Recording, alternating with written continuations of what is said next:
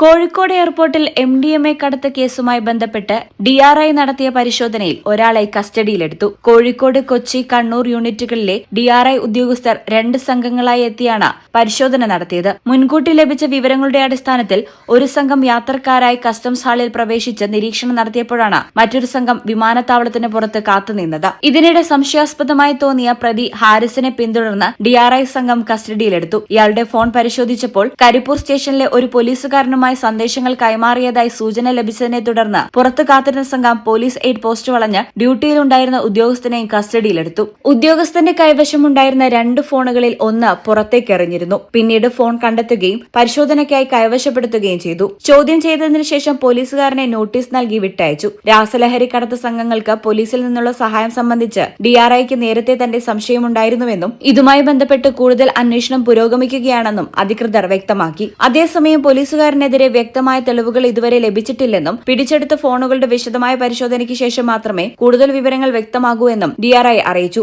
സംഭവത്തിൽ പ്രതികരിക്കാൻ കരിപ്പൂർ പോലീസ് തയ്യാറായിട്ടില്ല. ഈ ചാനൽ കരിപ്പൂർ.